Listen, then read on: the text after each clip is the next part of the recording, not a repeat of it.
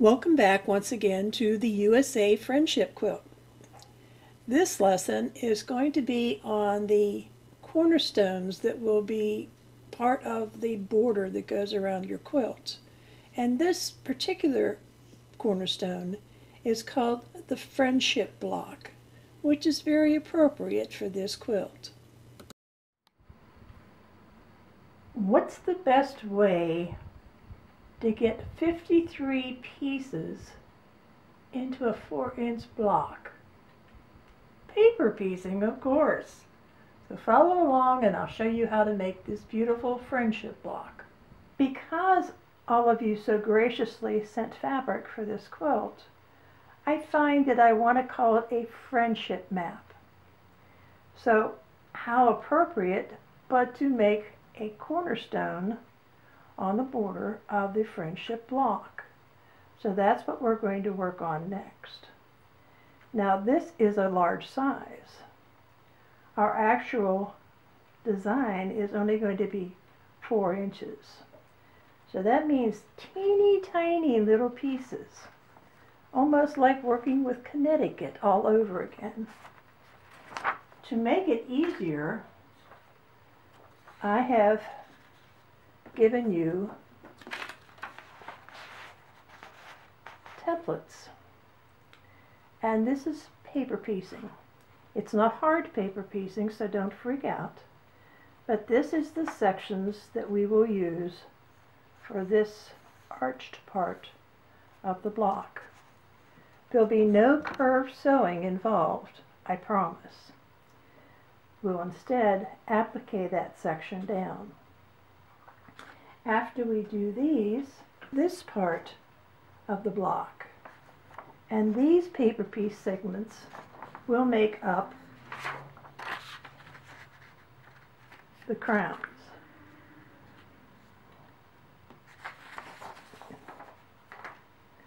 So they're all numbered, ready for you to go.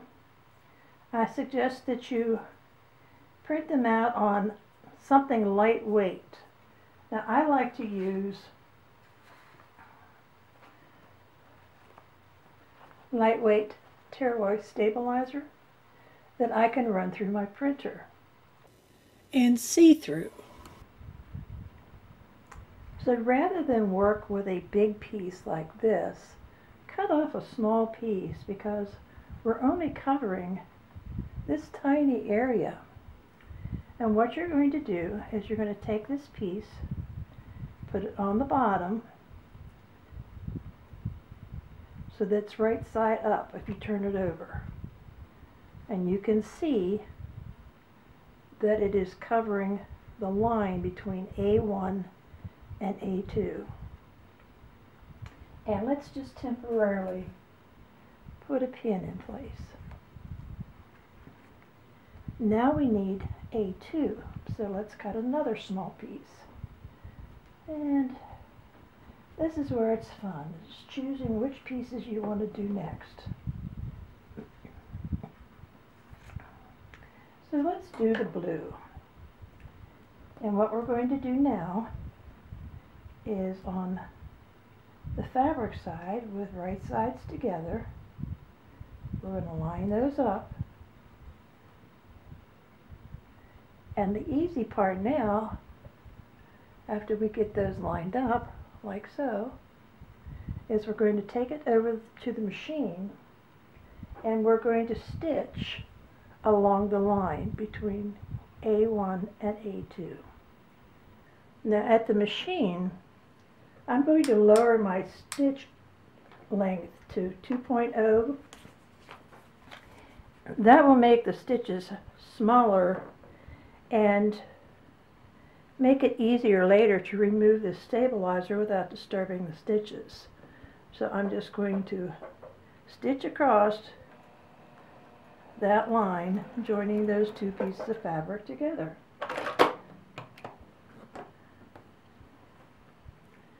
Just like that, we have the first two pieces in place.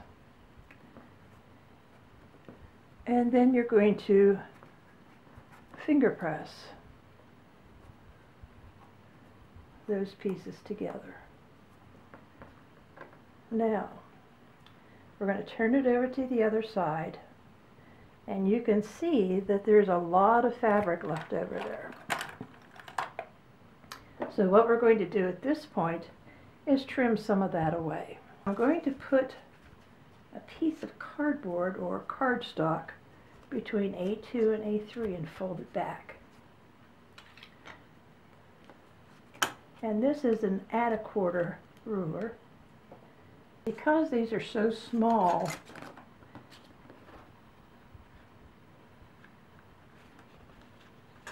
I'm actually using a buttonhole cutting mat to trim on. So I'm going to place that there and trim off the excess.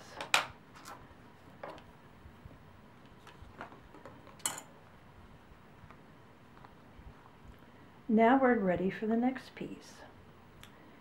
And how about if we do, oh, I don't know, piece of orange, piece of purple maybe. So we're going to cut a small piece.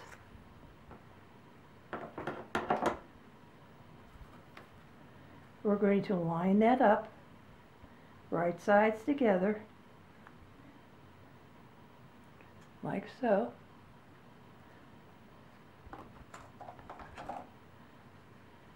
Now we're going to stitch between A2 and A3.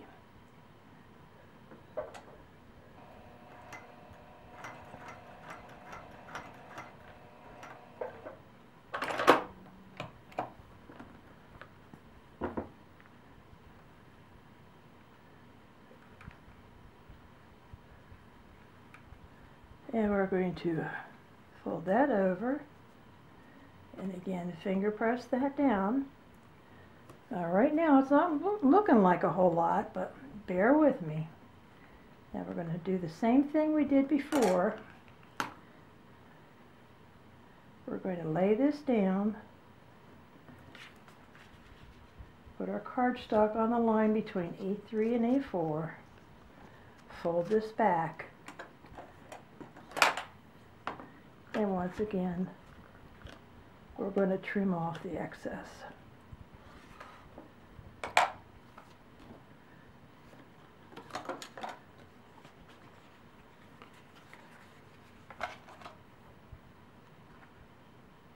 And we have one more piece to add. So let's take a piece of green.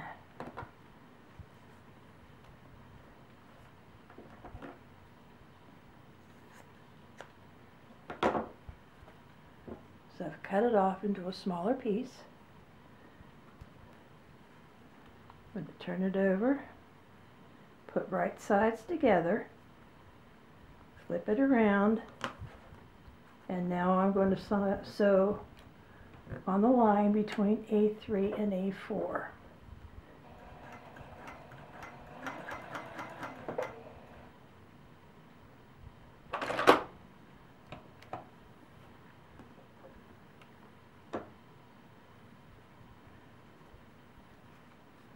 And now we have everything stitched in place, and it looks like a hot mess right now. But bear with me. It's now time to turn these pieces into the arch pieces we need for the center that will look like this. Now, first of all, you want to give these a good press before you go any further. We finger pressed them all, but it really helps to give them a good press. The next step is to take your fabric scissors and you want to cut these, but you want to cut them in a certain way. So I want you to pay close attention. We're going to cut along the dark line for the top and bottom of the arches.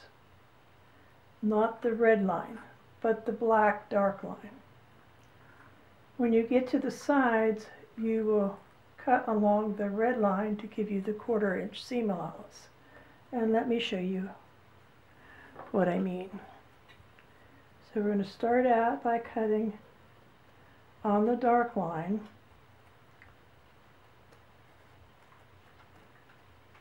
We're going to come over and meet that red line. Cut on the red line to give us the 1/4 inch seam allowance. Now we're going to cut on the dark line of the arc again, because we don't need the seam allowance. And then cut on the red line again.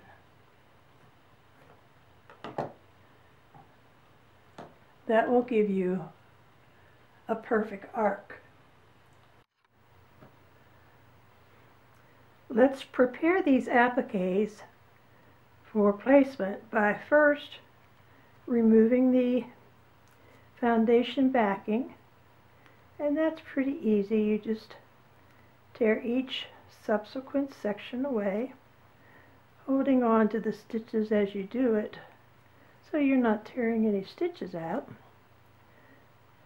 But as you can see, that goes very quickly. So continue on with that until all the foundation backings have been removed. We'll start out with 4 2.5 inch squares of your background fabric. In a small container, put a little bit of Elmer's glue or school glue, and let's water that down with a little bit of water. And then we're going to put that on the back of these applique pieces, spreading it out very thinly. And you can see my glue is pretty thick there. It really should have been thinned down a lot more than that. So, word to the wise, definitely add more water.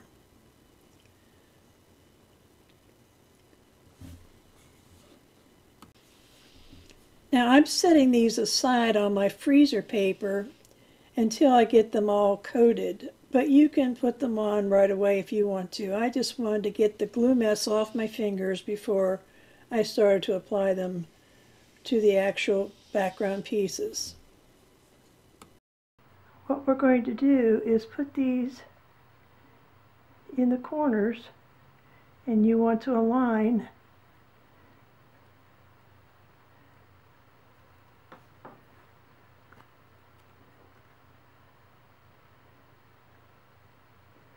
fabric like so.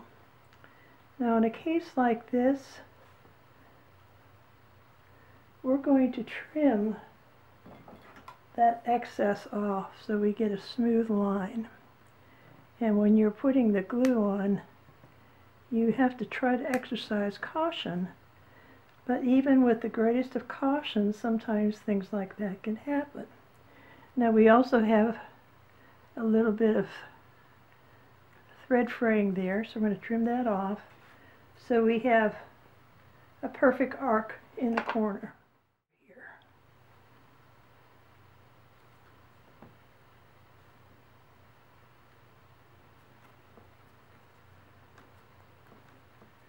So you have the first center of your friendship block complete. Now we'll move on and do the other 3, and then we'll start the outer edges. You want to give these small blocks a heat press with your iron to set the glue in place, after which you'll set your machine to a zigzag stitch of approximately 1.5 inches wide and 1.5 inches long, and zigzag along the raw edges of the arcs on both sides to prevent any further fraying.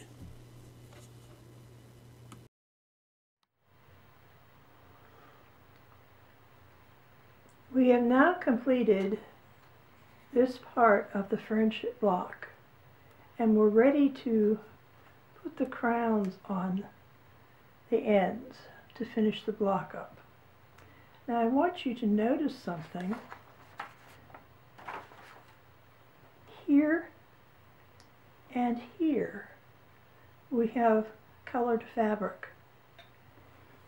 Here and here we have background fabric. And the reason for that is because when we do the rest of the border around our quilt, it's going to look like this. And if you zoom in closer to the corners, you can see where this needs to be a continuation of the friendship block. So therefore we have to make sure that we're putting colored blocks on 2 of the 4 crowns. So my suggestion would be, let's do those 4 crowns first and get them out of the way. Now when I'm talking about crowns, I'm talking about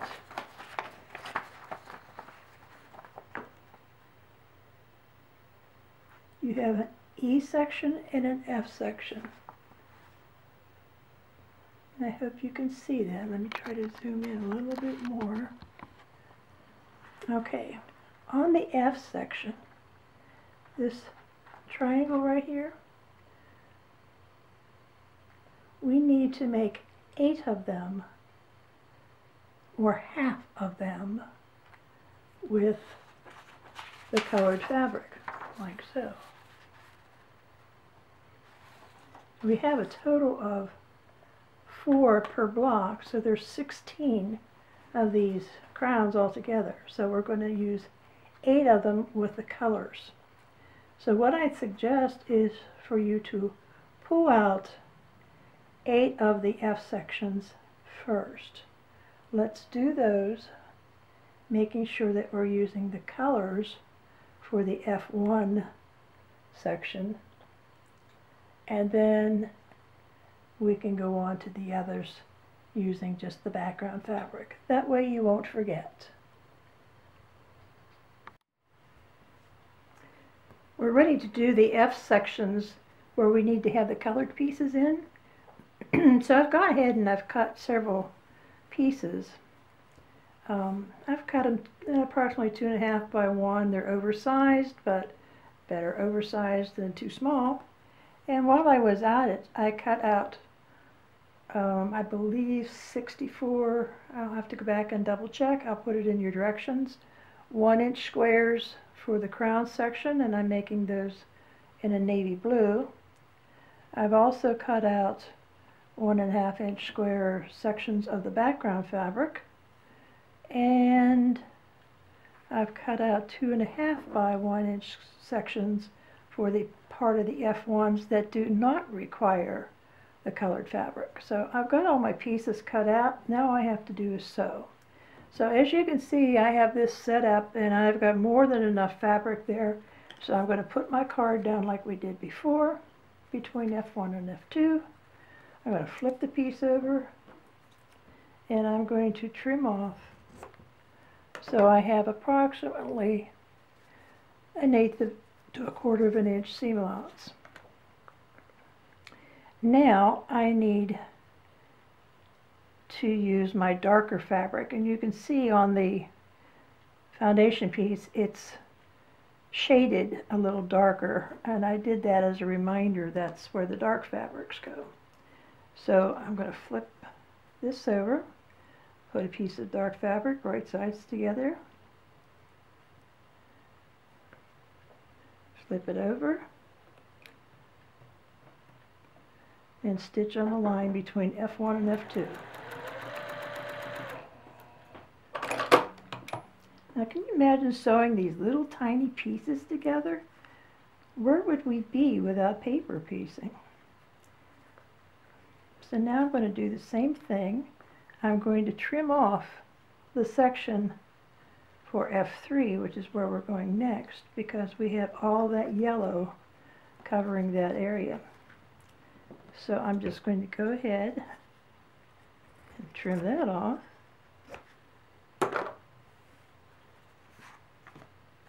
And now I'm going to take another piece of blue, right sides together, put it down on that section, and stitch on the line between F1 and F3.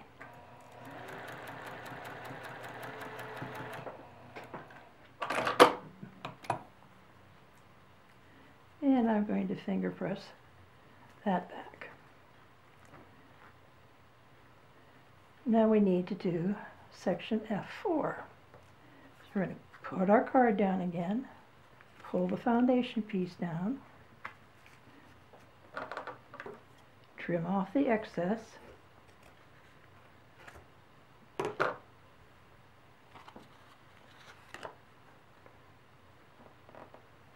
and now we need a piece of our background fabric. And because the background fabric is so light, I don't like the way I trimmed that away, because I've kind of got a ratty edge there, and that just might show through the white, so I'm going to trim it down a little bit more. So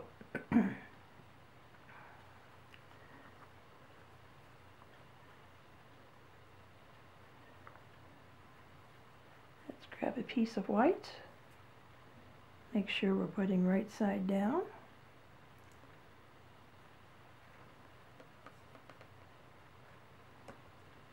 And every once in a while, your fabric will slide on you, so always double check to make sure that when you put it down, you've got a firm hold on it. And that's the one nice thing about using this stabilizer that you can see through. If you can see that piece of fabric past the seam line, then you know it's slipped. So we've got that stitched. We're going to finger press that over. I'm going to flip it over to this side, trim away this excess,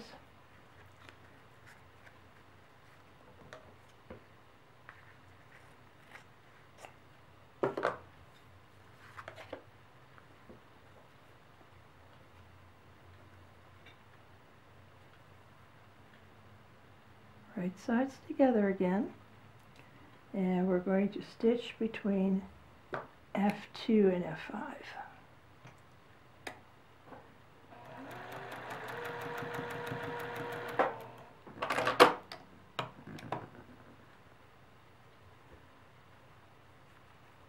Okay, so that section of the crown is done, and we're ready to press. So give me a minute, I'll come right back to you. So I have trimmed this piece now, so I have the 1/4 inch all the way around it, and now you can see it looks much better than it did. So continue on with those pieces. Make sure you get all 8 of the F sections with the colored fabric in it. And then you can do the other 8 using the bigger 1 inch in its place. Remember, only 8 of them need to have the colored sections. Now we're ready to work on the E sections. So I've cut pieces 1 by 2.5 inches, and that will cover the entire E1 section. So place that with the right side up on that side. We're going to put our card down again, fold the foundation paper back, and trim.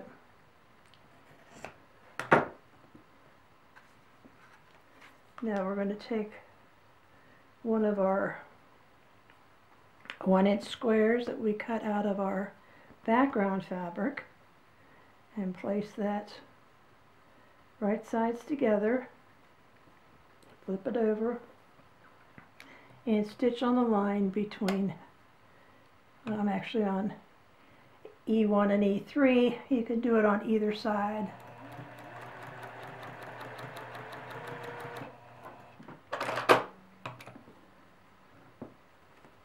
So that's one side done. Flip it back, Finger press it.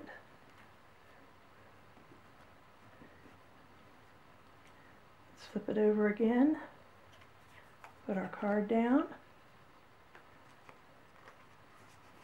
Fold it back. Trim the seam allowance. Again, we're going to put one of the white squares, right sides together, and then we're going to stitch on the line.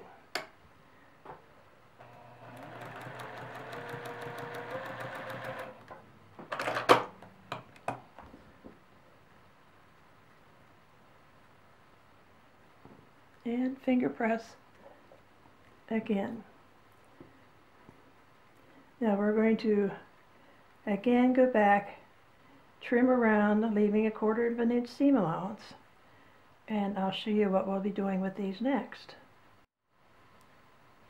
So now we have the piece trimmed along the 1/4 inch seam allowance, and this is what it looks like. What we're going to do now is we're going to piece one of your F sections to the E section, and we'll piece it together that way. So the long end of the blue section is facing up. Now I like to leave the paper backing on while I'm doing this because it helps to get it stitched together more accurately. So if you stitch right along the seam allowance right here, it will all be aligned as it should be.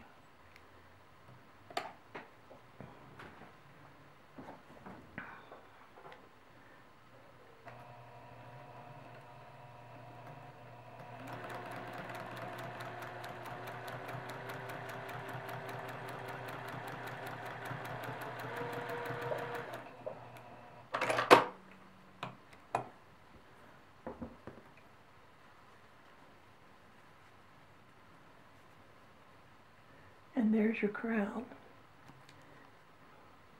Once you've got these all stitched together, we'll then stitch them to the sides of the centers to complete your block. So go ahead and do these, and you can remove the paper from the backing at this point. Now we have all the pieces that we need in order to complete our friendship block. We have the center, we have the 2 pieces with the colored inset, we have 2 pieces with the background inset, and we have 4 1.5 inch squares. So we're going to sew the 1.5 inch squares to one of these rows, and then we'll go on to complete this block. Now before we go any further, I want to explain a little to you about the pressing. Of course, when you're doing paper piecing, your seams already go to the side. But whenever you're joining these 2 pieces together, in order to eliminate bulk, I like to press those seams open so that they lay flatter. Now when you add the end pieces, the 1.5 inch squares, those can be pressed to the sides, like so, towards the 1.5 inch block, and that will allow those to lay flat as well. So once you have those blocks attached, you're now ready to complete your block. You're going to put the short pieces, attach those to the center block, and then we'll take these pieces and attach afterwards. So let's go ahead and do that. Let's discuss the pressing technique before we go any further. On the pieces where you've added the 1.5 inch squares, you want to press those seam allowances towards the 1.5 inch squares. Now when we piece the initial blocks together, you want to make sure that the center piecing seam is pressed open. That will allow it to lay flat and won't be bulky whenever we press these seams. When stitching your pieces together, make sure that the flat end goes against the center, not the pointy end. So it's the flat end against the center, so it appears like these pieces are going into the crown. So we're going to flip it over, and you're going to nest the seam allowances right here. And if you're a pinner, you can go ahead and put a pin straight down and through the seam, and if you flip it over, you should see that it's going right through the seam line. And we're going to do the same thing on the other side. We're going to go ahead and nest those seams front and back. Place the pin, and now we're ready to stitch our 1/4 inch seam allowance.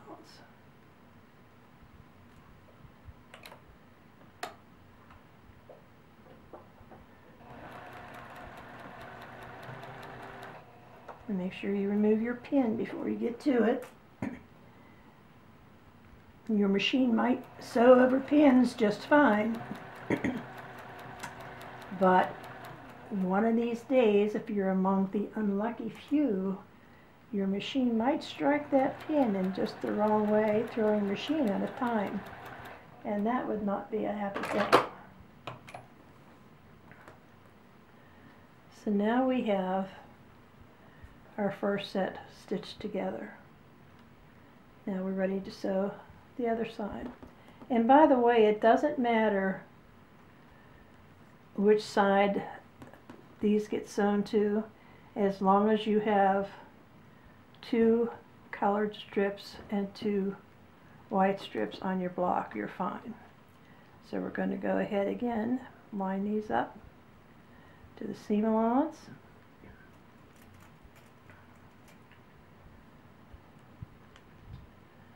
Place your pin, turn it over, make sure it went through the seam allowance.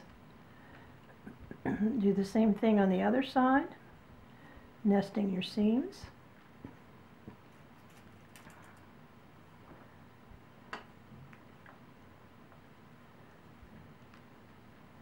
And now we're ready to stitch this with a 1/4 inch seam allowance.